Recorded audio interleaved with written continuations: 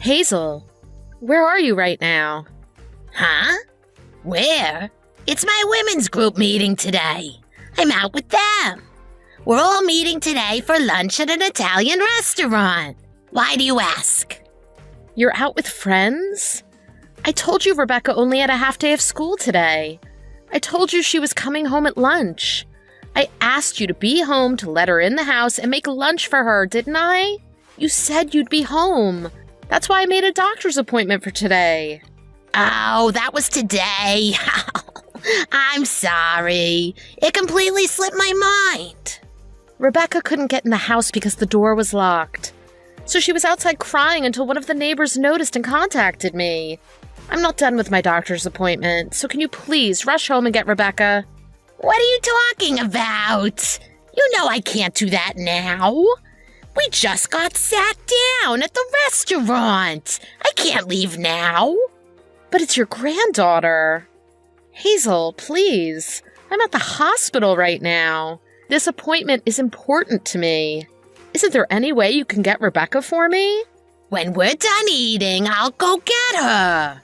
You said the neighbor is with her right now, so she'll be fine for a couple hours. I don't know why you just can't give her a key. She can let herself in and stay by herself for a few hours.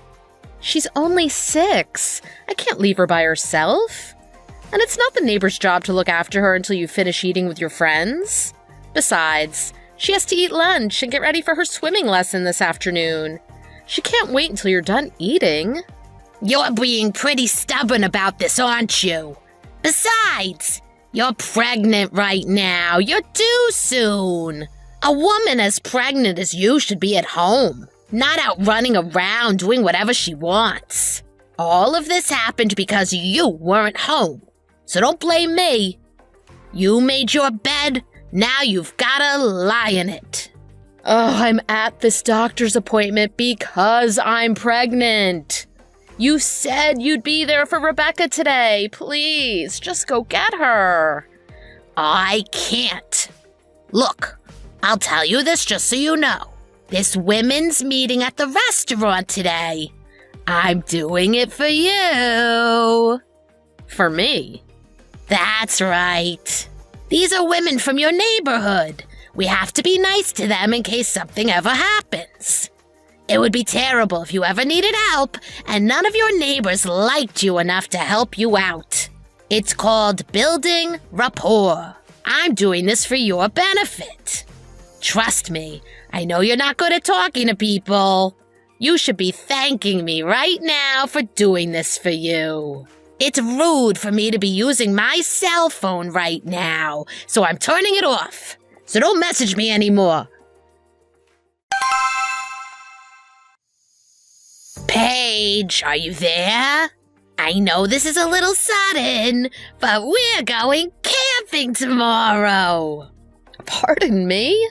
I'm having lunch with my sister and her husband right now. They said they went not long ago. You know, to that new campsite that just opened up. New campsite? You mean that one in the next city? Yeah, that one. My sister said it was fantastic.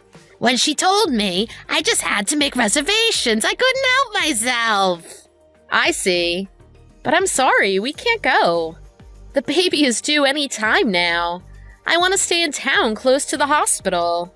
Who cares if your baby is due soon? Pregnancy isn't a sickness. Don't use your pregnancy as an excuse to sit at home and do nothing all day. Andy will drive us. I know my son's a good driver. You trust your husband's driving, don't you? It's not that. Driving there isn't the problem. You can go with Andy and Rebecca if you want, just the 3 of you. I'll sit this one out. No way! I planned this as a family trip. Me and my son's family. If you're not there, there's no point in going. Besides, I made the reservation for 4 people, and since it was last minute, I can't get my money back. So stop packing. We're going camping!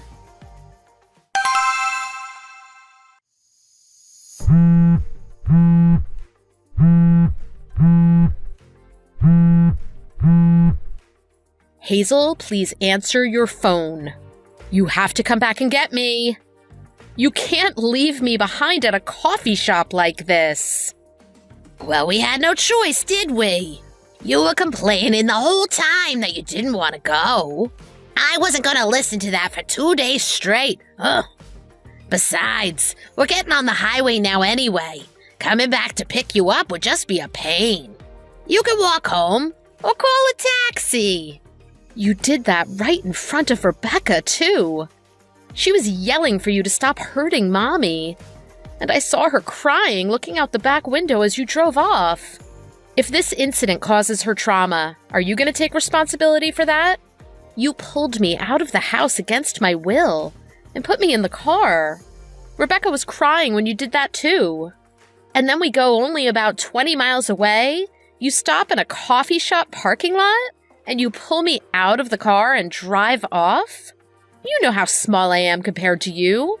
I couldn't fight back even if I wasn't 9 months pregnant. It's not even how bad all that is. It's that Andy didn't even try to stop you. Both of you must be crazy. We're just teaching you a lesson. You need to learn manners. Manners? Yes. It appears your parents didn't raise you very well, did they? If they're not going to teach you, I'll just have to do it myself.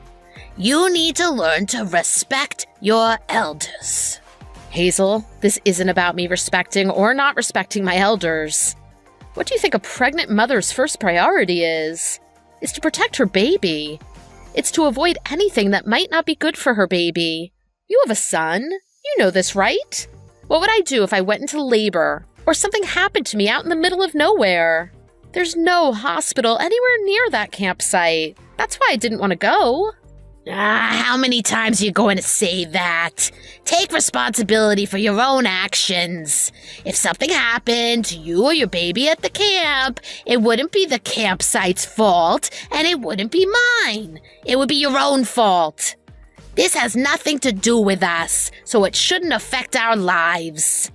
The only reason you didn't want to come on this trip is because you don't think you're a good mother. You don't think you can protect your kids properly, do you? If you're not confident you can protect your own kids, that says to me that you're just not a good mother. You've got it wrong. Being able or not able to protect them is one thing. But what a mother should do first is to not expose her children to danger in the first place. And the fact that Andy went along with your plan to abandon me just proves to me that he's a useless husband.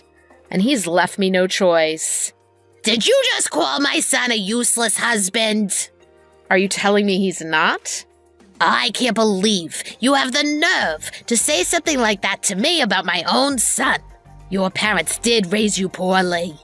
They must have been really overprotective. That's why kids today are so weak and delicate, are scared of the slightest things.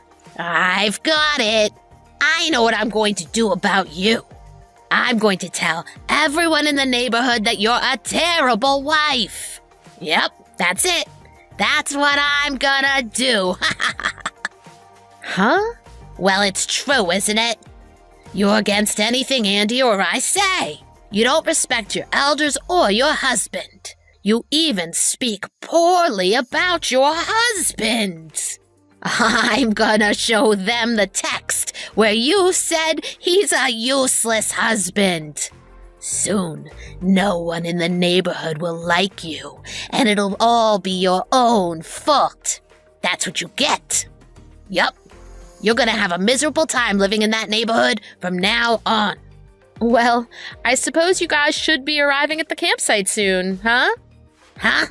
You've arrived at the campsite entrance, haven't you? Well, yes. We're coming up to the parking area soon.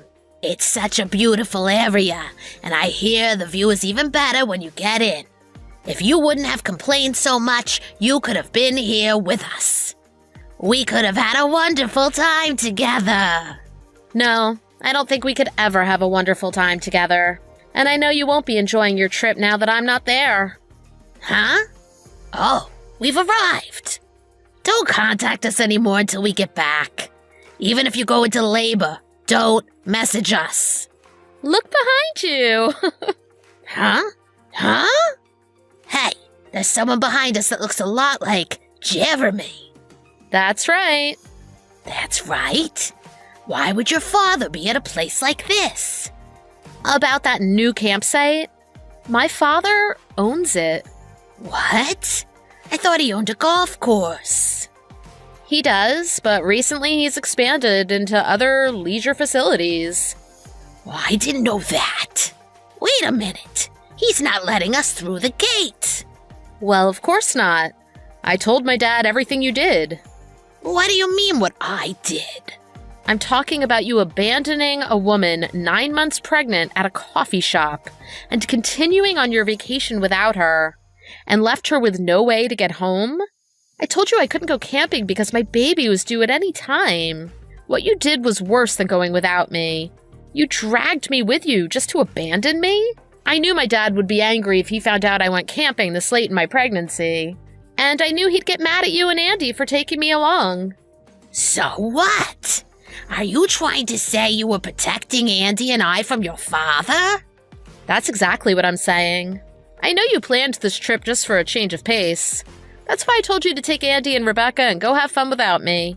I figured if my dad asked me why my family left me alone, I'd just tell him that I told you guys to go have some fun. I thought that way he couldn't really get angry at anyone. Well, I don't know if that would have worked or not, but you went and did this to me. So I told him everything. Talk to your father right away. Andy has already gotten out of the car to talk to your father, but he doesn't seem to want to listen. He looks furious. If you speak to him, you can get him to calm down, and all this will be resolved right away. Just tell him we didn't abandon you. Tell him you got out and told us to go ahead without you. You want me to do what?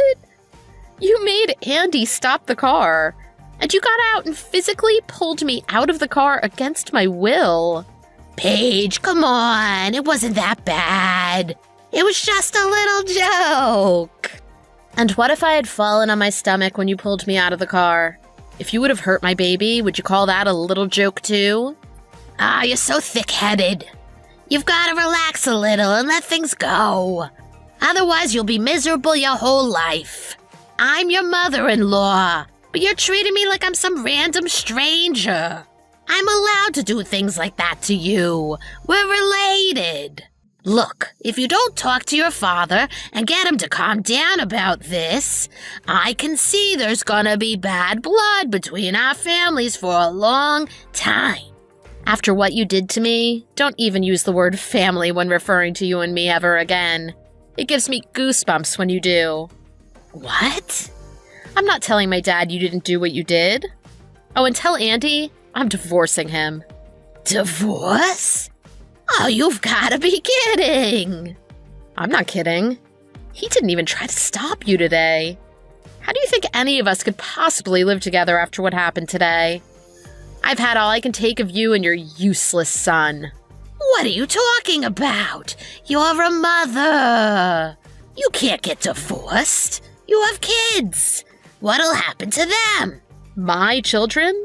What do you care? You only care about your granddaughter when it's convenient for you. You leave a 6-year-old girl locked outside and go off to eat lunch with your friends. And it's not like Andy cares about his daughter either. He only spends time with her if he's not out drinking with his friends, and if there's no sports on TV. I can raise my children by myself, like I've been doing this whole time anyway. Do you think I need Andy? If you do, you're crazy. Oh, but a divorce will cause huge problems. Where are we going to live?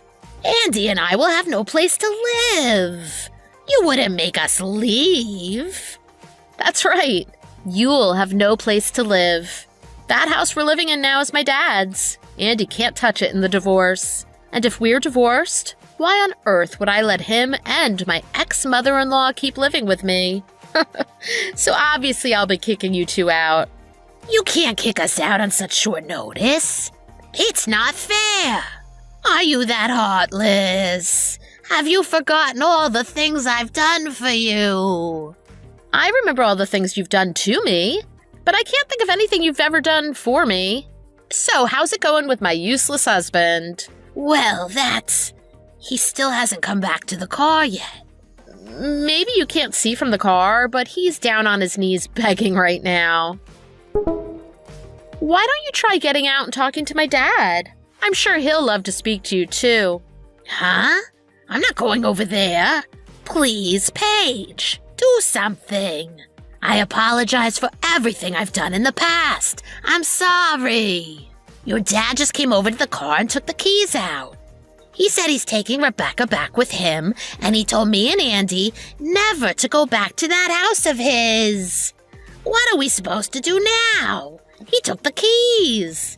We can't drive back. I think you should take responsibility for what you've done. Isn't that what you always tell me to do? Look on the bright side. You're much better at communicating than I am. I'm sure you've got lots of friends to help you out, right? Why don't you get them to help you out this time? You know, all of those friends from your women's group.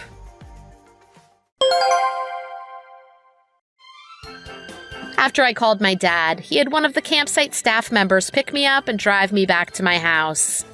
After speaking to them at the campsite, my dad made Andy and my mother-in-law leave the camp property, and he brought my daughter Rebecca back safely to the house. Rebecca was so happy to see me that she started crying, and I did too. We both cried as we hugged. Somehow, Andy and his mother eventually made it back to the house, even without the car they drove up in.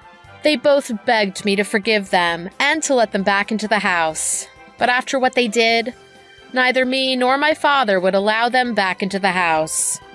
Andy also begged me not to divorce him, and he fought it every step of the way. But even he couldn't bear being the target of my father's anger. So Andy finally gave in, and we finalized the divorce. Since my father and I had kicked them out, they didn't have a place to live. I heard they were staying in a cheap, run-down motel for a while, up until the divorce was finalized. As for where they are right now, though, I don't know. There's a rumor going around that there are 2 homeless people who set up camp down by the river, though. As for me, I gave birth to a healthy baby boy. For now, I've moved back in with my parents, so they can help me take care of the new baby. Now that I think about it, raising a newborn baby and an elementary school student is a little much for just one person. But just thinking about having that useless husband or that useless mother-in-law around would be 100 times worse. That's why I'm so happy my parents were there to save me from them and help me out now. Thanks for watching. If you liked this video, please press the like button. See you next time.